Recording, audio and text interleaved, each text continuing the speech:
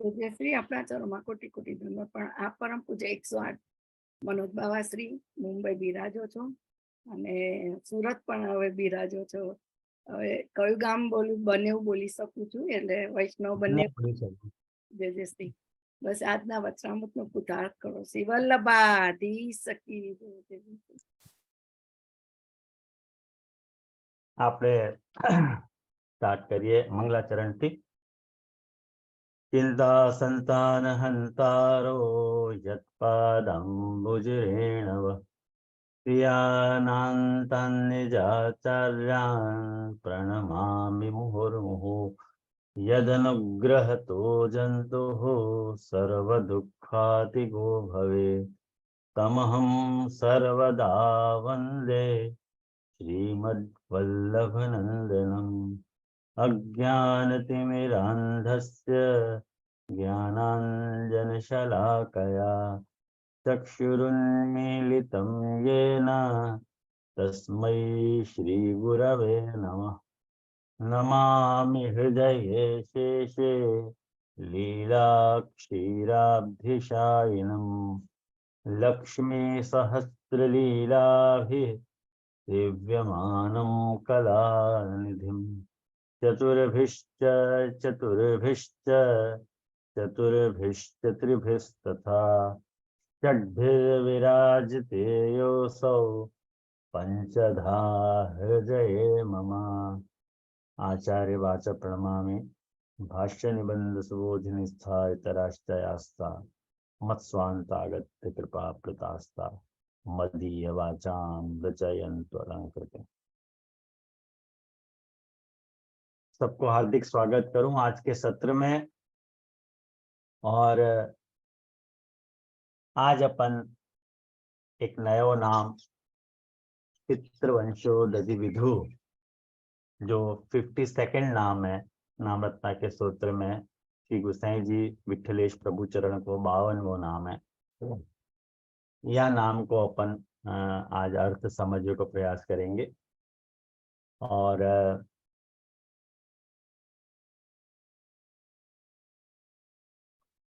आज के संदर्भ में ये नाम पहले अपन देवकीनंदन जी को अर्थ देख लें कि देवकीनंदन जी क्या क्या कर रहे हैं यहाँ में। तो देखो टीका में देवकीनंदन जी क्या कर रहे हैं।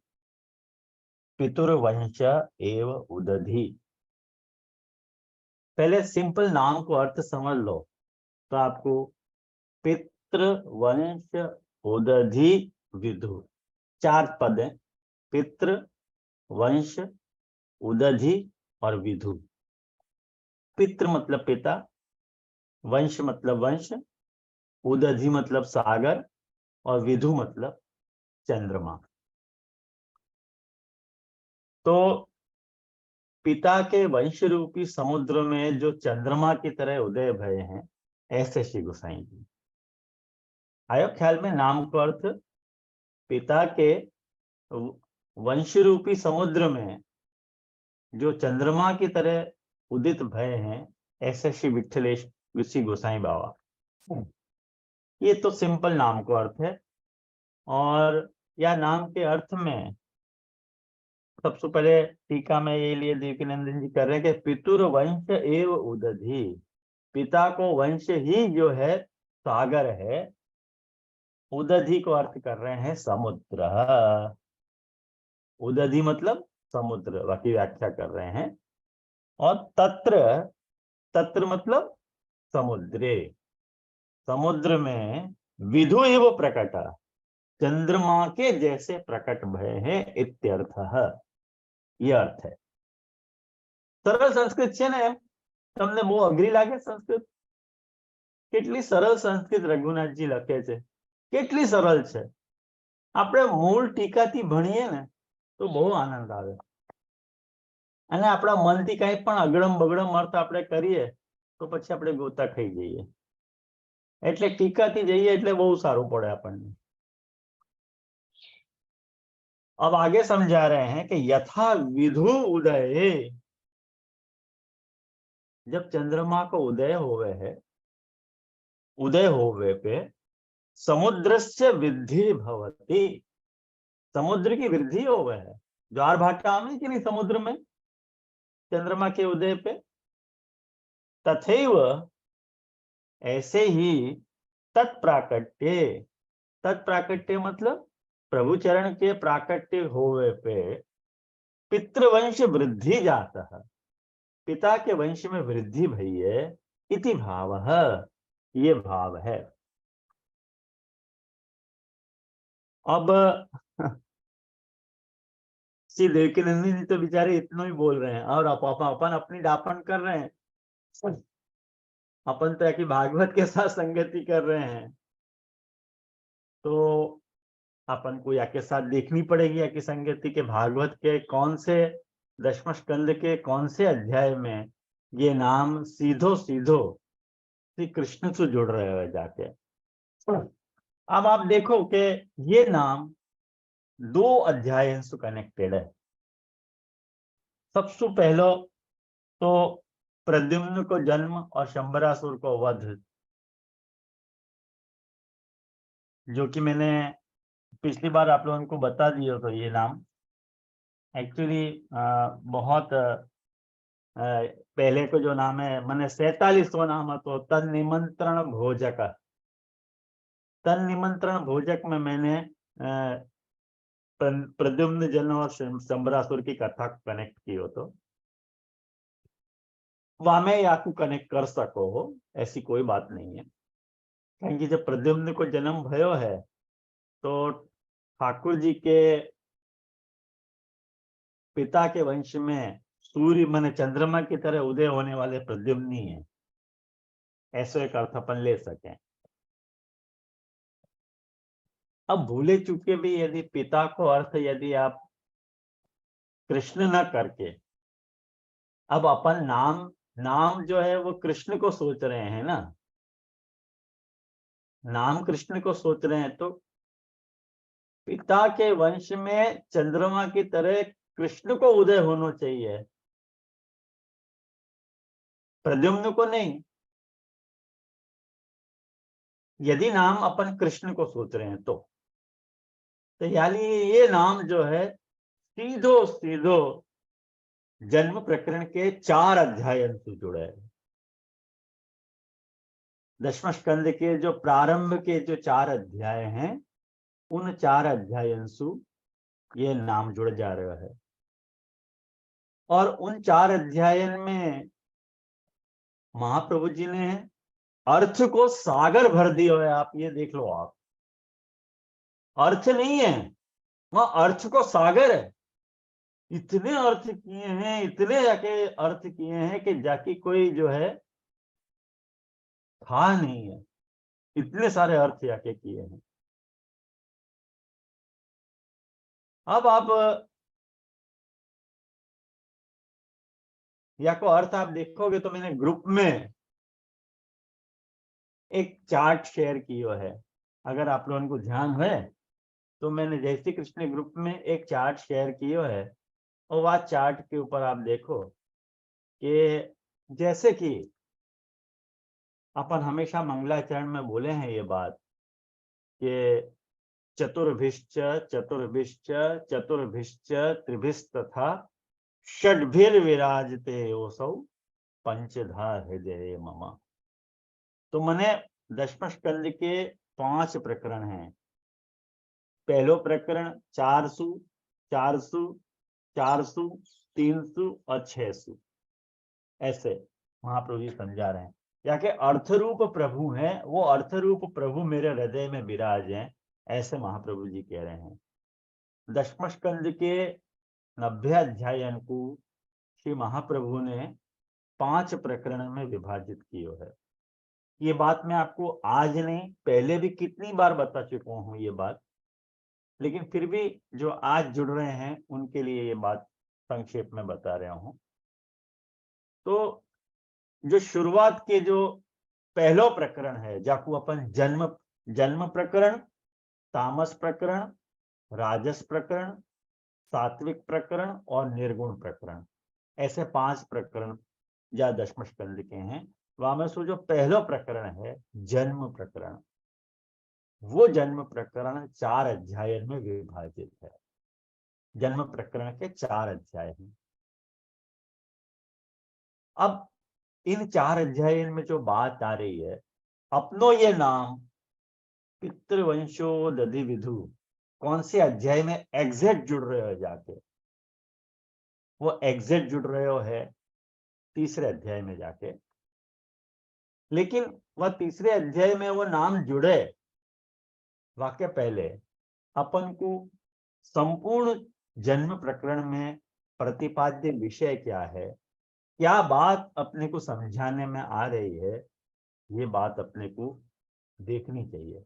क्योंकि वाको देखे बिना अपन कोई बात को निर्णय अपन नहीं ले पाएंगे। ख्याल आया ना आप लोगों को?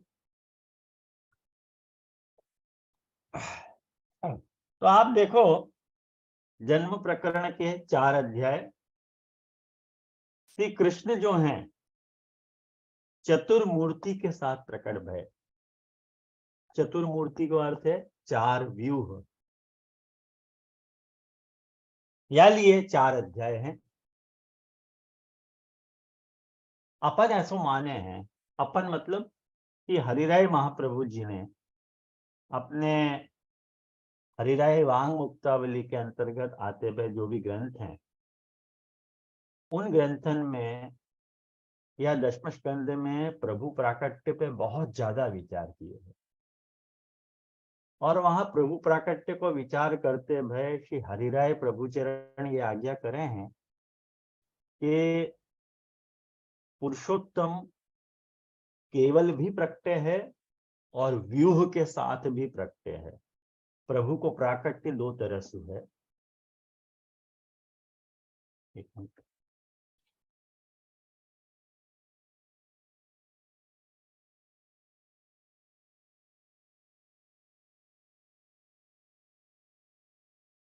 प्रभु को प्राकट्य 2 तरह से है। अब प्रभु को प्राकट्य यदि 2 तरह से है तो एक केवल प्राकट्य और एक व्यूह सहित प्राकट्य। केवल प्राकट्य को अपन शुद्ध पुरुषोत्तम को प्राकट्य मान रहे हैं, और व्यूह सहित प्राकट्य को अपन जो है माने व्यूह के साथ प्रभु प्रकट भय ऐसो मान रहे हैं। माने प्रभु व्यूह के साथ भी प्रकटे हैं और केवल भी प्रकटे हैं। तो व्यूह के साथ जब प्रभु प्रगटे हैं, वो प्राकट्य जो है वो मथुरा के कारागृह में भयो है। और जहां केवल पुरुषोत्तम को प्रादुर्भाव भयो है, वो प्रादुर्भाव को स्थल जो है वो श्रीमद गोकुल है। जहां केवल पुरुषोत्तम प्रकट भय हैं, व्यूह रहित केवल शुद्ध पुरुषोत्तम प्रकट भय हैं, वो यालिए शुद्ध पुरुषोत्तम महाप्रकट भय हैं कि जब प्रभु भक्तन के संग निज रमणात्मिका लीला करे हैं, कोई भी लीला करे हैं, तो वहां प्रभु अपने व्यूह को जो है इन्वॉल्व नहीं करे हैं, व्यू को नहीं मिला मैं। व्यू के बिना ही स्वतंत्र रूप से भक्त भगवान जो है अपने भक्तन के साथ रमण करें। ये जो प्रभु को स्वरूप है वो शुद्ध प्राकट्य के द्वारा किए जाते हुए लीला के अंतर्गत स्वरूप है।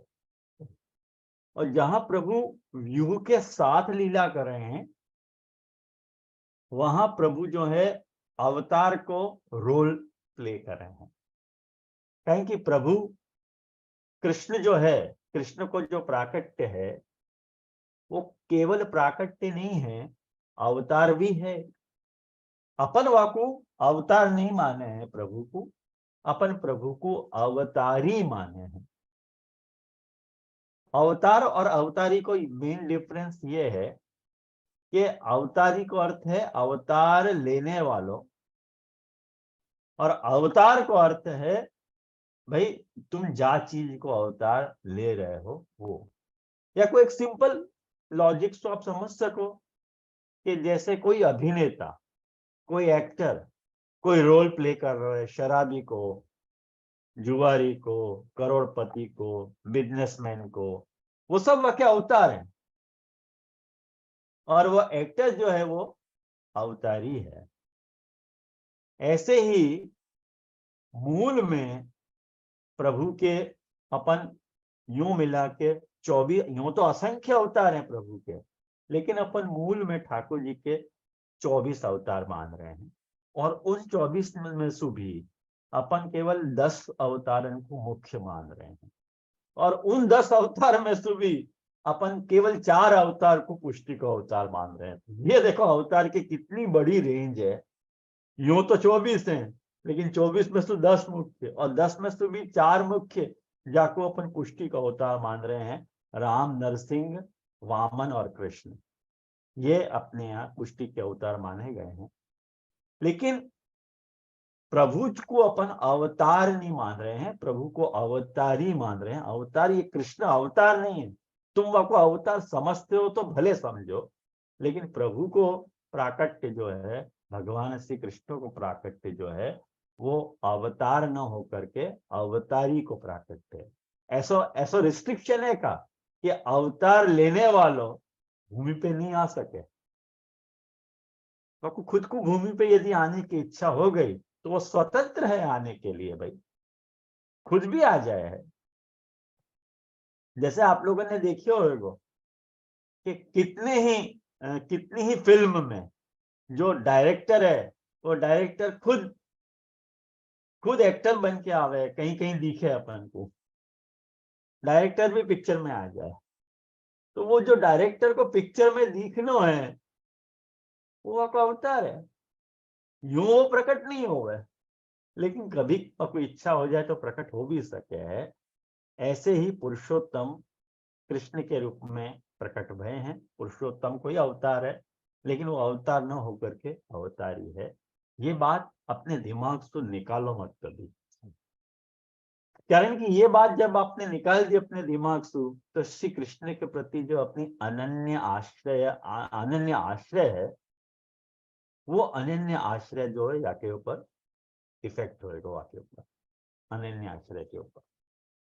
ख्याल आया ना आप लोगों को? ये बात आप लोग को भूलनी नहीं है। बहुत सारे वैष्णव यासु कंफ्यूज रहे हैं, या लिए मैंने ब्रह्म संबंधी दीक्षा के बाद भी अन्य देव को या अन्य देवी को आश्रय कर सकते हैं, कारण कि एग्जैक्टली उनको यही पता नहीं है कि अपने कृष्ण को वास्तविक स्वरूप क्या है। अपने कोई भी XYZ रीजन के कारण, XYZ कारण के चलते वो उनके कुल देवी को भजन नहीं छोड़े हैं, कुल देवी के मंदिर जानो नहीं छोड़े हैं, कुल देवी या कुल देवी को प्रसाद लेना नहीं छोड़े हैं, धागा बांधना नहीं छोड़े हैं। और बहुत ज्यादा उनसे जिरे करे हैं तो क्या आज बालक लोग भी तो धागा वागा पहन के रखे हैं। अब क्या बोलो जाए या विषय में, खैर वो एक अलग चर्चा को विषय है। अपन मेन ट्रैक पे आवे। लेकिन मैं आप लोगों को ये बात बताना चाह रहा हूँ कि दशम स्कंद में प्रभु के 2 प्राकट्य के स्वरूप विचारे गए हैं, एक अवतार सहित और एक अवतार रहित। जो अवतार रहित प्रभु का स्वरूप है वो श्रीमद गोकुल में प्रकट भयो, और जो अवतार सहित जो प्रभु को स्वरूप है, व्यूह सहित जो पुरुषोत्तम को स्वरूप है, वो मथुरा के कारागृह में प्रकट भयो। और या लिए जो जन्म प्रकरण के जो 4 अध्याय हैं, वो 4 अध्याय उन 4 व्यूह को समर्पित है। एक एक अध्याय सु एक एक व्यूह को कार्य वह अध्याय में बताया गया। अब वो 4 व्यूह कौन से हैं मैं आपको यहाँ समझाऊंगा। वैसे डिटेल मैंने आपको चार्ट बना के दे दिया है, घर पे आप लोग शांति से फुर्सत के समय वाकी स्टडी कर लीजिए, देख लीजिए। प्रत्येक अध्याय में एक एक व्यूह को वर्णन आया है, और वो जो प्रभु को स्वरूप है वो अपना पितृवंशोदधि विधु है। यहाँ पिता के ठिकाने अपने को नंदराय जी को रिप्लेस करना है, और नंदराय जी के वंश में जो चंद्रमा की तरह जो प्रकट भय हैं, वो देखो आप श्री कृष्ण है। याले पितृवंशोदधि विधु नाम जो है वो तीसरे अध्याय में जाके एकदम मिल जाए हैं कि हाँ सच्ची यही नाम है। और ये मैं मेरी कल्पना नहीं बता रहा हूं, खुद भागवतकार कृष्ण के अवतार को चंद्रमा को प्राकट्य बोल रहे हैं, यानी एग्जैक्ट मैचिंग है। मैं आपको बताऊंगा अभी जैसे जैसे अपन आगे बढ़ेंगे। पहलो अध्याय वासुदेव व्यूह को प्राकट्य। अब देखो एक बात समझो, ठाकुर जी क्यों प्रगटे? ठाकुर जी यालिए प्रगटे कि भक्त के दुख को निवारण करना है। मैंने वह चार्ट में सारी बात बताई है, आप लोग शॉर्ट बताइए, आप लोग देख लीजिए। अब जब भक्त के दुख को निवारण करना है तो खाली सोचने से थोड़ी हो जाएगा काम, भक्त को दुख निवारित हो जाएगा खाली प्रभु सोचें कहाँ भक्त के दुख को निवारण करना। अरे वाकई लिए कुछ उद्यम तो करना पड़ेगा ना। तो प्रभु ने वाकई लिए उद्यम किया है, प्रयास किया है। और जब ठाकुर जी ने प्रयास किया है, वह प्रयास के फलस्वरूप जो है प्रभु को प्राकट्य भयो है। और जब प्रभु को प्राकट्य भयो है तो प्रभु ने धर्म रक्षा करी। ये कुल मिला के सिनॉप्सिस है चतुर्व्यूह की। तो जो पहलो व्यू है प्रभु को, व्यू का मतलब क्या है कि प्रभु वह व्यूह के द्वारा, ये व्यूह जो है ना वो अवतार के सिंबल है। जब भी कोई अवतार हो है तो ये चार व्यू प्रकट हुए हैं। वो कोई में एक व्यू प्रकट हुए, कभी दो व्यू प्रकट हुए, कभी चारों व्यू प्रकट हुए। तो अपने कृष्ण के अवतार में चतुर्व्यूह को प्राकट है, क्योंकि जैसो अवतार और वह अवतार की जैसी लीला, जा कार्य के लिए जा लीला के लिए प्रभु को जो भी अवतार भयो है वह लीला को एक्सप्रेस करने के लिए व्यूह को आश्रय लियो जाए। क्योंकि पुरुषोत्तम कभी जो है इन सब क्रियान में मिले नहीं है। ये सारे काम तो वो अपने व्यूह से ही करवा ले। ख्याल में आया ना? जैसे सारे काम जो है वो मोदी ही करे, लेकिन तत्त स्टेट को सौंप देवे कि नहीं कि भाई ये काम तुम करो, ये काम तुम करो, ये काम तुम करो। ऐसे ही जो देखो एक बात समझो, यदि मोक्ष प्रदान करना है तो मोक्ष प्रदान करने के लिए ठाकुर जी को एक व्यू ही काफी है। जो वासुदेव व्यूह को प्राकट्य भयो है पहले अध्याय में, वो वाको मुख्य कार्य क्या है? वह व्यूह को मुख्य कार्य है मोक्ष प्रदान करना। आई बात आप लोगों को ये बात समझ में? अब दूसरी बात यह विषय में समझो कि ये जो वासुदेव व्यू है, ये वासुदेव व्यू प्रकट भयो अपने को दिखे तो नहीं है। कोई पूछे कि कहाँ है वासुदेव व्यू, बताओ। तो देखो ये वासुदेव व्यू जो है ना, आपको प्राकट्य बाहर नहीं भयो है। तो कैसे पता चली? वसुदेव के हृदय में या वासुदेव व्यू को प्राकट्य भयो। वसुदेव जी के हृदय के भीतर ये वासुदेव व्यू। तो महाप्रभु जी से पूछी, भाई तुमको कैसे खबर पड़ी कि वसुदेव के भीतर वासुदेव व्यू को प्राकट्य भयो है? आप अध्याय बांचो, दशम स्कंद को पहलो ही अध्याय 33वां श्लोक बांचोगे, मैंने 26 से लेके 36 श्लोक जो हैं वो आप बांचोगे। इतना लंबो अपने पास समय नहीं है कि अपन इतने श्लोक बांचें, लेकिन मैं आपको बता दूं सुखदेव जी ने ये बात कही कि कंस बड़ो पापी हतो कि दुष्टता की कोई सीमा नहीं हती। और जब वो देवकी और वसुदेव जी को ब्याह हो रहे हो तो, और ब्याह करके उन दोनों को जब घर लाया जा रहे हो तो, तब जब घर लाते समय देवकी और वसुदेव जी उनको घर लाते समय एक बहुत आकाशवाणी भई भयंकर। और वह आकाशवाणी में कंस को ऐसो सुनियो कि अरे मूर्ख, जाकू तू रथ में बिठा के ले जा रहे हो है, बाकी 8वीं गर्भी की संतान तो को मार डालेगी। ये बात कंस ने सुनी आकाशवाणी में, तो वाने आकाशवाणी सुनते ही तलवार खींची और अपनी बहन की जो है चोटी पकड़ के उसको मारने के लिए तैयार हो गया। बाकी बहन थी, वो अत्यंत क्रूर तो हतो, लेकिन पाप कर्म करते करते वो एकदम निर्लज हो गयो। और जब निर्लज हो गयो तो वाको ये स्वरूप देख के जो वसुदेव जी हते वाको शांत करके वो 37वें श्लोक से लेकर के 45 श्लोक तक आप पढ़ियो शांति से। तरह तरह से वसुदेव जी ने वाको समझाया है, और वो समझ के कंस को बहुत समझाया, लेकिन माने कही या समय तो याकू देवकी जी को छोड़ देना चाहिए, उनको मारना नहीं चाहिए। माने विचार मारवे को त्याग दियो। संकल्प नहीं खत्म भयो, लेकिन विचार खत्म हो गया। अब ये जो देखो एक बात समझो, कोई आतताई है, कोई ऐसा दुष्ट व्यक्ति है जो तलवार लेके अपनी बहन को ही गला काटने जा रहा है, वाकू रोक पानो वसुदेव जी के सामर्थ्य के बाहर की बात है। वो वसुदेव जी के हृदय में बैठे हुए जो वासुदेव हते, अंतर्यामी नारायण, अरे यार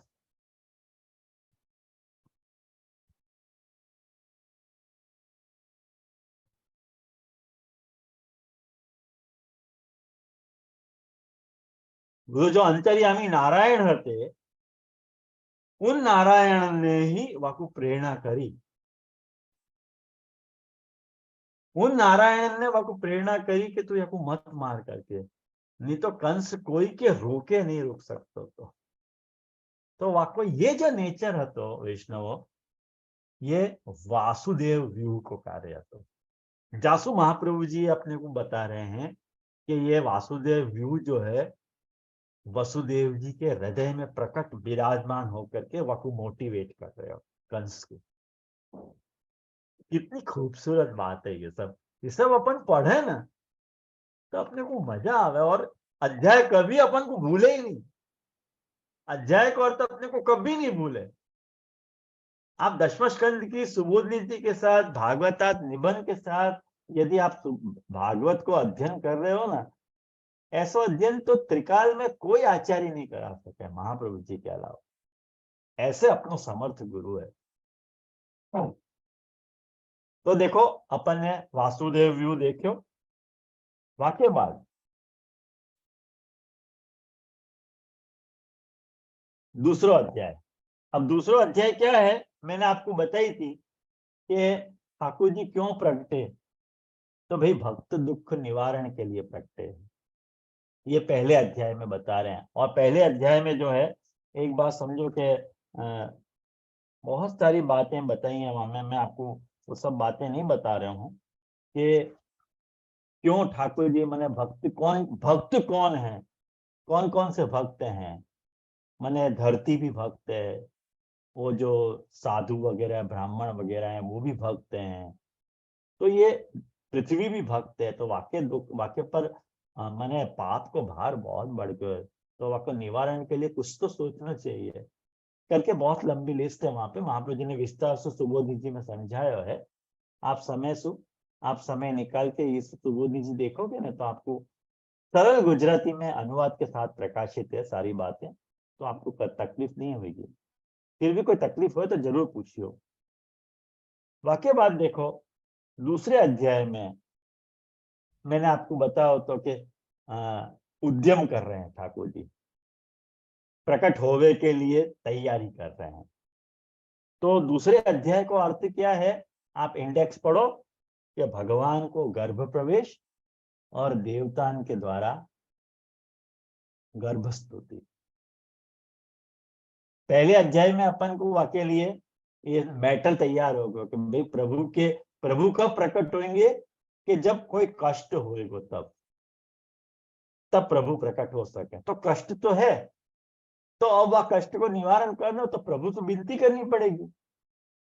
प्रभु से विनती करेंगे ना, तो देवताएं सारे गर्भस्तुति कर रहे हैं, और जब देवताएं गर्भस्तुति कर रहे हैं तो प्रभु को गर्भ प्रवेश हो रहा है। तो देवताएं जो ठाकुर जी की स्तुति कर रहे हैं, वो क्यों स्तुति कर रहे हैं? असुर संहार के लिए प्रभु की स्तुति कर रहे हैं। तो जो संकर्षण व्यू है वो दूसरे अध्याय को अर्थ है। दूसरे अध्याय की जो लीला है वो दूसरे व्यू को समर्पित है। वो दूसरा व्यू कौन सा है? संकर्षण व्यू। सम्यक अच्छी तरह से खींच लो, सम्यक कर्षण संकर्षण, अच्छी तरह से जो खींच ले है, दुष्टन को खींच ले अपने पास। माने आपको लिखना हो तो ऐसे लिख सको कि असुर संहार प्लस भूमि के भार को हरण बराबर संकर्षण व्यू को कार्य, ऐसे लिख लो तो आपको हमेशा ये बात याद रहेगी।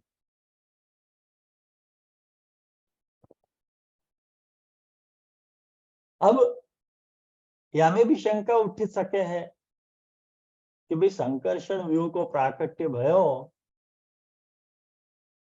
ये कैसे पता चली? तो गुस्से महाप्रभु जी बता रहे कि ये जो प्राकट्य है वो देवकी जी के भीतर भयो है। जैसे वासुदेव व्यू जो है वो वसुदेव जी के भीतर भयो, ऐसे ही जो संकर्षण व्यू को जो प्राकट्य है वो देवकी जी के भीतर भयो है। और देवकी जी के भीतर भयो है, ये बात कैसे पता चली?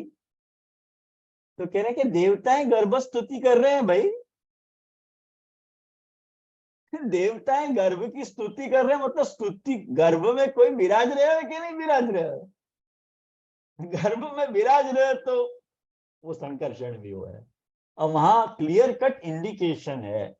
मैंने वहां पे आपको जो चार्ट दियो है वह चार्ट में बराबर श्लोक निर्देश भी किए है कि एग्जैक्टली या श्लोक पे आप देखो, आपको क्लियर कट पता चलेगा कि असुर संहारण की लीला है, या ये संकर्षण व्यू है। कहीं कि वासुदेव व्यू को कार्य है मोक्ष प्रदान करना, और संकर्षण व्यू को कार्य है असुर को संहार करना। या लिए ये प्राकट्य असुर के वध के लिए है। अब आके तीसरा अध्याय आ रहे है।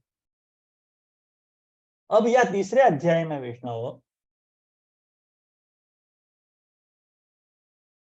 तीसरे अध्याय को अर्थ जैसे आप लोग हमें देखोगे कि भगवान श्री कृष्ण का प्राकट्य, ये अपनो पितृवंशोदधि विधु को मेन अध्याय है, या को अपन मेनली कनेक्ट कर रहे हैं।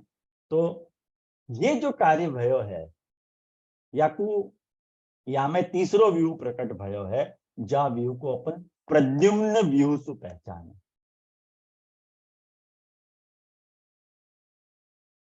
प्रद्युम्न व्यू, प्रद्युम्न व्यू सु कौन सा कार्य होवे? वंश की वृद्धि को।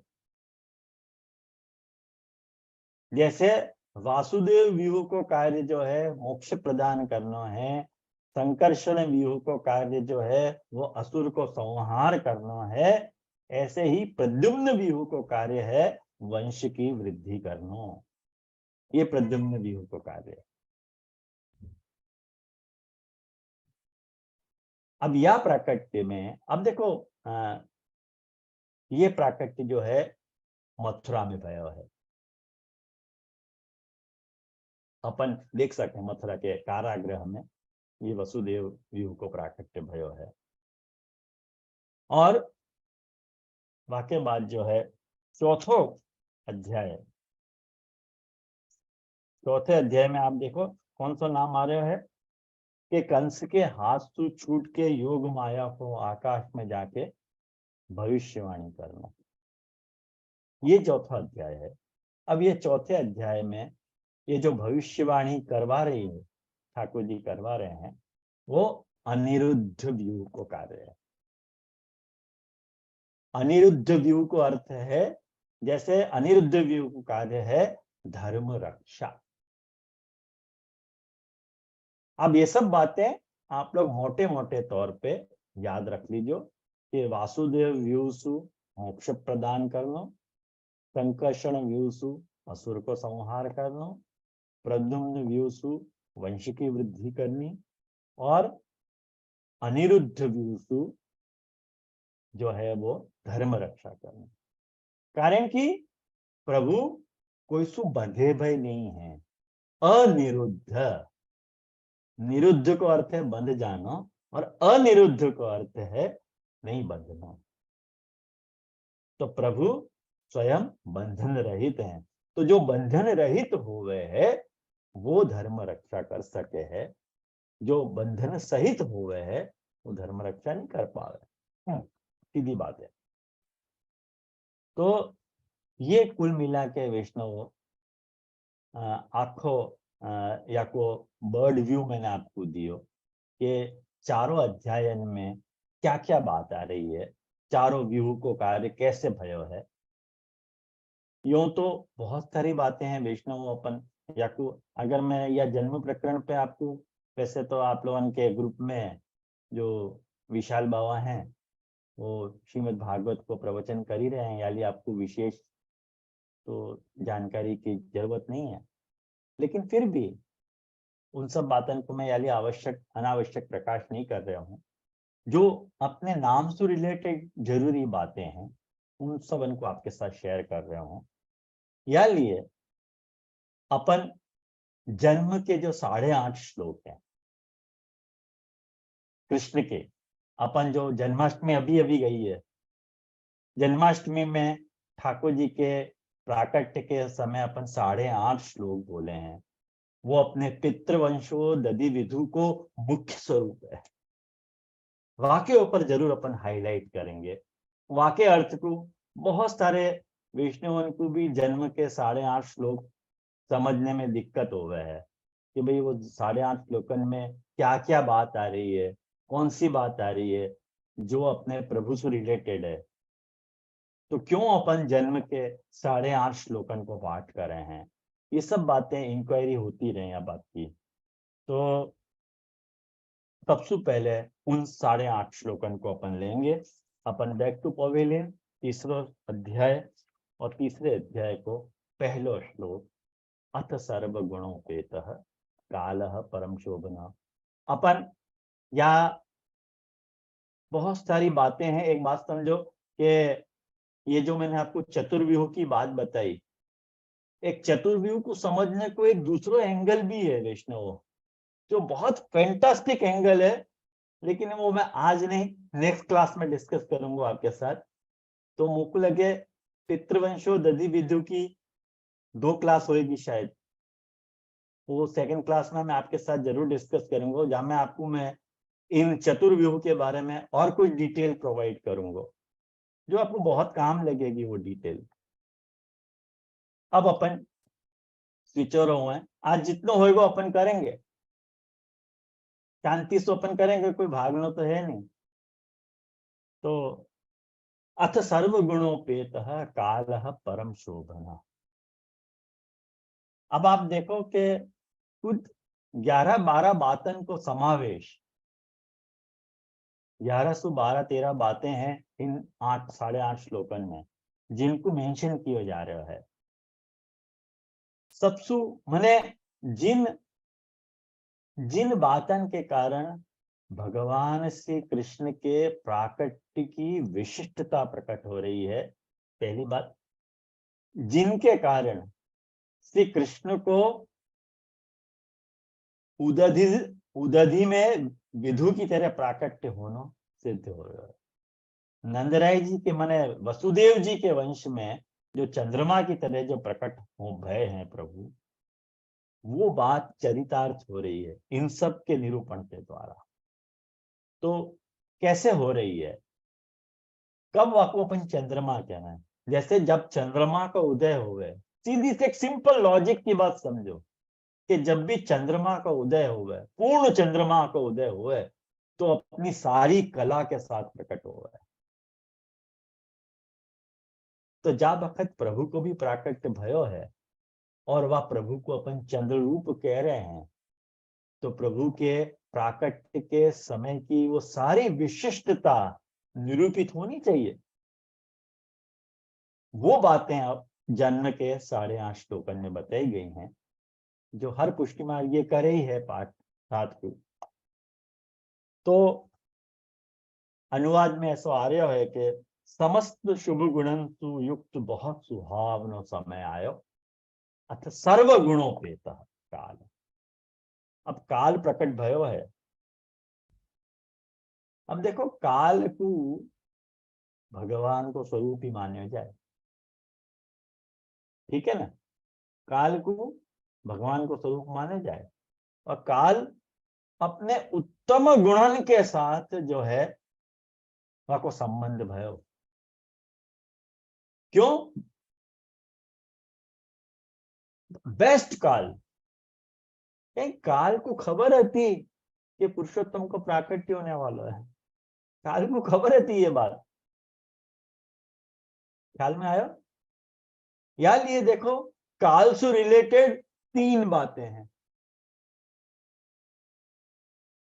दिशा, भूमि और आकाश। ख्याल में आया आपको? कालसु नक्षत्र है, ग्रह है और तारा है, ये सब काल से रिलेटेड बात है।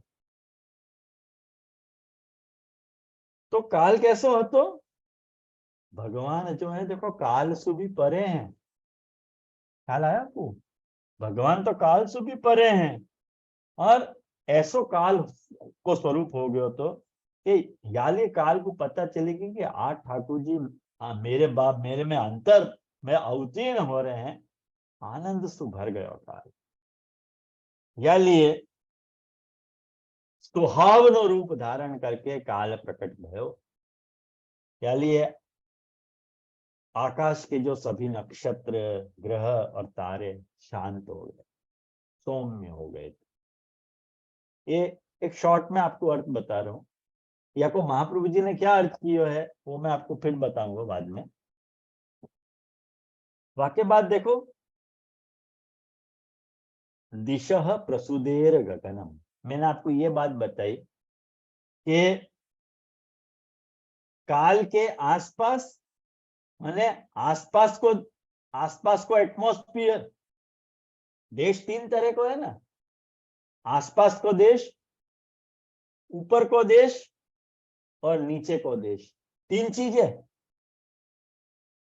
आसपास सु दिशा बताई, ऊपर सु आकाश बतायो और नीचे सु भूमि बताई, है ना। कितना कनेक्टेड है, कितना लॉजिकल है, आप देखो ये सब बात। दिशाएं प्रसन्न हो गई, मतलब आसपास सारी जो दिशाएं थी, दिशा प्रसुदेर,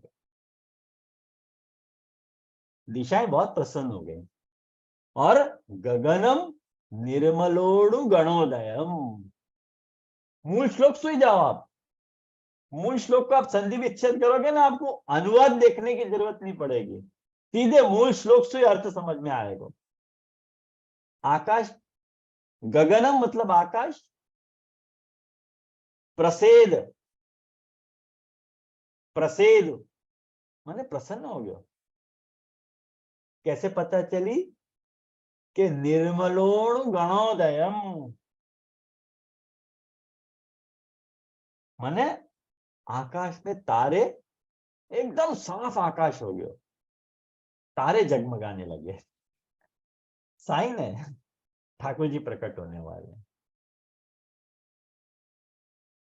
महिमंगल भूयिष्ठ पुरग्राम व्रजा करा। अब ये देखो भूमि की बात आ रही है। अपन ने आसपास मतलब दिशा की बात समझी, आकाश के ऊपर की बात समझी, और अब नीचे की बात, भूमि की बात आ रही है। वो भूमि की बात कैसी है? कि भूमि देखो बहुत सारे पार्ट में बटी हुई है। पुर ग्राम व्रजा करा, माने पूरा ग्राम व्रजा करा। पूर्व मतलब एक बात समझो कि पूर्व मतलब बड़े बड़े नगर, ग्राम मतलब छोटे छोटे गांव, व्रजा करा मतलब अहिरन की बस्तियां, और आकरा, आकरा मतलब खान, मतलब हीरे आदि की खान सब मंगलमय हो गई। सब ने अपना अपना बेस्ट दे दियो कि नहीं हम अपना बेस्ट दे दें। जैसे दिशा ने अपना बेस्ट दे दियो, आकाश ने अपना बेस्ट दे दियो, आकाश के पास जो भी बेस्ट था तो वो आकाश ने बेस्ट दे दियो, और भूमि ने अपना बेस्ट दे दियो। सब कुछ एकदम ऐसा हो गयो। वाके बाद अब और आगे बढ़े, अब धरती पे क्या हुआ है, नदी। ऐसे लॉजिकली आगे बढ़ो। अब नदी की बात अपन करें तो नद्य प्रसन्न सलीला, नदी क्या है, नदी इनको जल कैसे हो गया।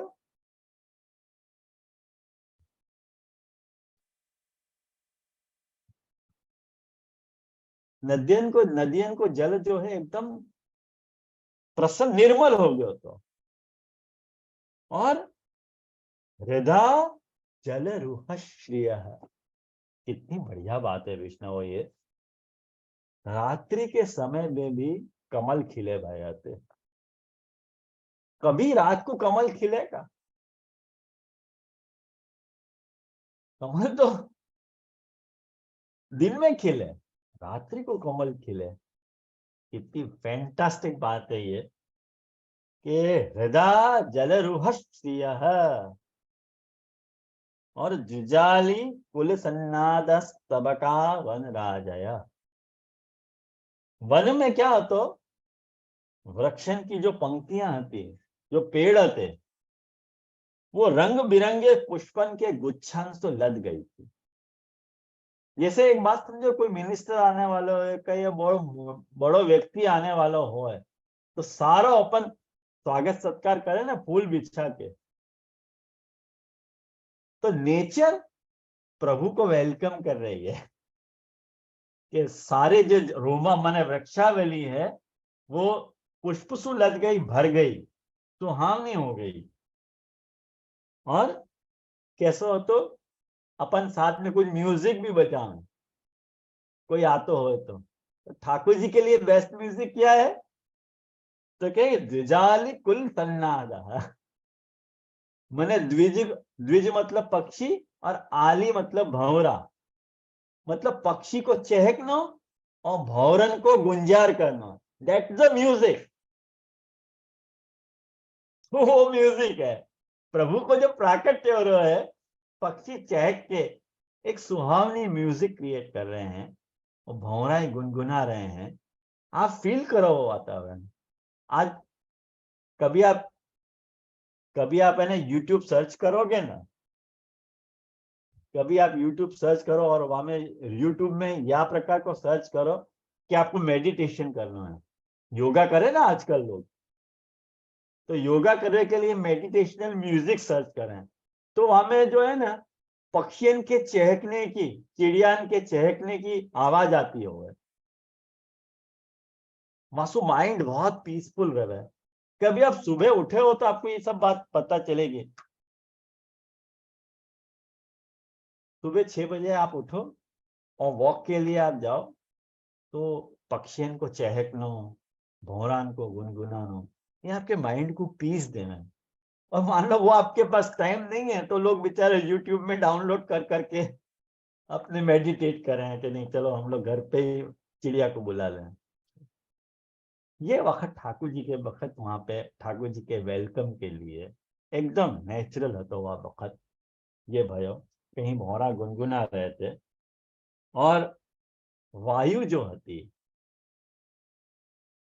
वह वक्त वायु जो है, वायु के पास क्या बेस्ट है तो क्या शीतल।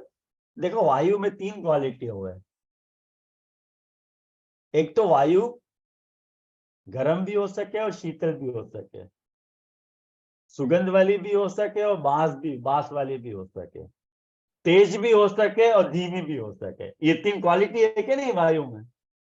तो आपके पास जो बेस्ट है तो शीतल वायु, सुगंधित वायु और शीतल वायु, सुगंधित वायु और धीमे, ठंडी, धीमी और सुगंधित। ये वायु के पास आपका बेस्ट तत्व जो वाने दिए ठाकुर जी को। चलो मैं अपनो ये कर सकूं, नहीं तो अपन कहीं ऐसी जगह पे कि वायु इतनी बुरी आवे कि अपन नाक बंद कर लें, लेकिन वायु ने अपनो बेस्ट वहां पर कर दियो, कहीं कि सबको सपोर्ट से ये सब काम होवे ना। तो पूरी कायनात जो है प्रभु के प्राकट्य के काल के समय सुहावनी हो गई है। या लिए भागवतकार कह रहे हैं अथ सर्व गुणोपेत काल परम शोभन। तो ये अपन ने वैष्णव ये 4 श्लोक ही तक देख पाए हैं, अपना समय हो गया है। तो अपन नेक्स्ट क्लास में आपको कंटिन्यू करेंगे और नेक्स्ट क्लास में मुझको लगे कि बहुत सारी बात अभी बतानी रह गई है। तो अपन पितृवंशो दधि विधु को नेक्स्ट क्लास में अपन देख लेंगे। तो आज के लिए अपन यहाँ ही रखें अपन यह विषय को, और कुछ पूछना हो तो पूछो, नहीं तो अपन आश्रय के पद के साथ या को समापन करें। कोई वैष्णव ने क्वेश्चन हो तो हाथ ऊंचो करो तो હું ખોલું वैष्णव।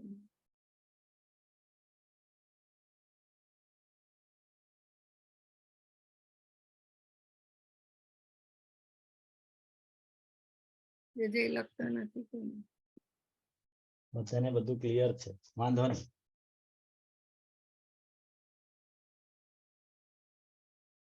तो आश्रय को पद करें अपन। હાજી જય આપણે મોકલ્યું છે જે જશે। हाँ मोकलू। હા મોકલું તો ખરા। चलो मोकली दो। जय श्री कृष्ण महाराज ने। યસ જય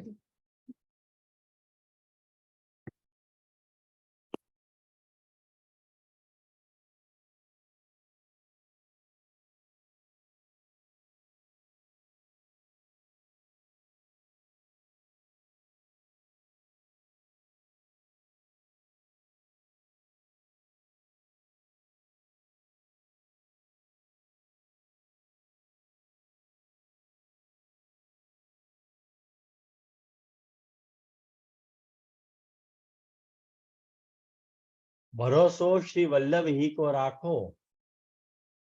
सगरे काज सरेंगे छिन में, इन्हीं के गुण भाखो।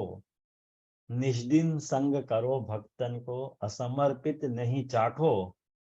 वल्लभ श्री वल्लभ पद रज बिन, और तत्व सब नाखो। ગયો। ये राग बिहाग में बहुत सुंदर पद है, मेरा अतिशय प्रिय पद है ये। तो याको अपन करें।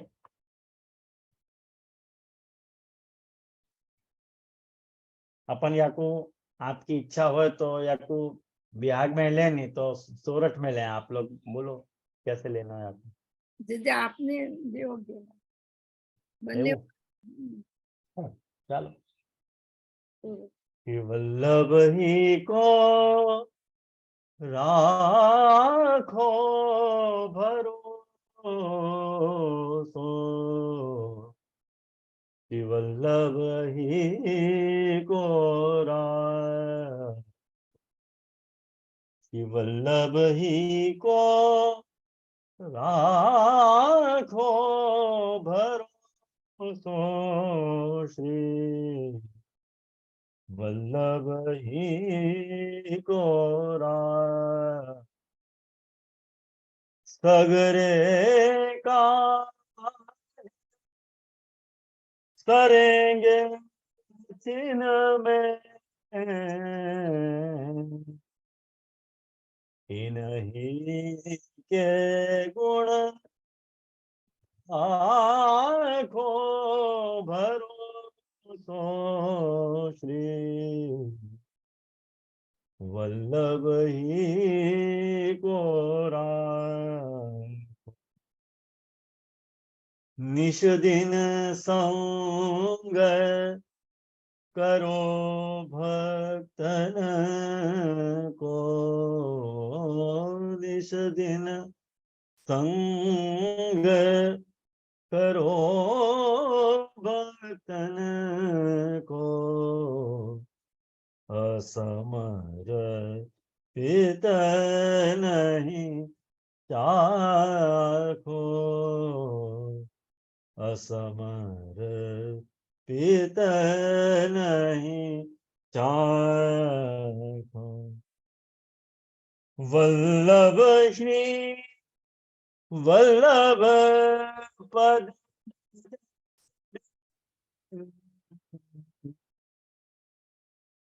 और तत्व सब नाखो भरोसो श्री वल्लभ ही को राखो श्री वल्लभ ही को राखो भरोसो श्री वल्लभ ही को राखो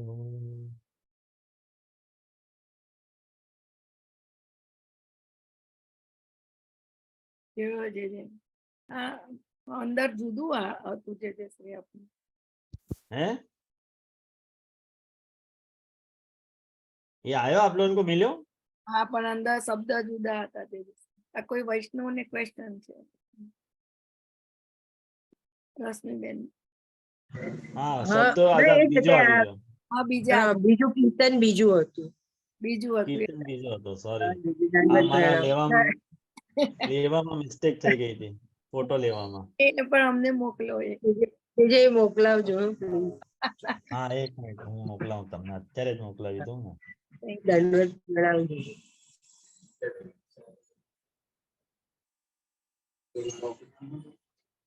હા બીજો પદ આવી ગયો હા તો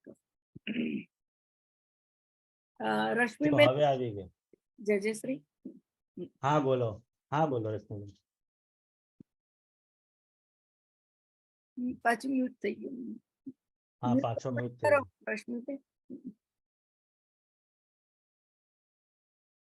ખોલો મ્યુટ રશ્મિબેન અનમ્યુટ કરો હા અનમ્યુટ હા થઈ ગયો હા જીજી, દંડવત પ્રણામ.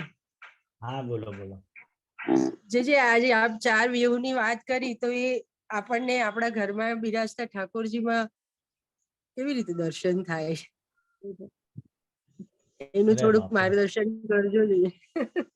હા ચોક્કસ કરીશ ને હા હા દંડવત છે એવી પ્રણામ. દિશા પણ છે ચોક્કસ છે બહુ સારો પ્રશ્ન છે હો, ગમ્યો મને જીજી, આ પ્રશ્ન આપની મને બહુ કૃપાથી જીજી, આપની કૃપાથી જીજી, મને કાંઈ એટલું એ નહોતું પણ પ્રભુએ જ કરાવડાવ્યો કે બહુ શું છે સરસ કે એ રીતે જ આપણે આપ કરાવશો ને જે તો ઘરમાં પણ થોડો કઈક રંજક અનુભવ થશે પ્રભુ. ચોક્કસ ચોક્કસ હા દંડવત કરાવીશ. પ્રણામ. હા ભલે નેક્સ્ટ ક્લાસમાં મને થોડુંક યાદ અપાવજો ચોક્કસ હું કરાવીશ હા જી, કારણ કે અત્યારે હા એનો જી, વિસ્તાર કરીશ તો બહુ મોડું થઈ જશે ના નેક્સ્ટ ટાઈમમાં જે નેક્સ્ટ ક્લાસ. હા દંડવત પ્રણામ જી. આશીર્વાદ હો જે વૈષ્ણવ ને હું ખોલું હા કરો ને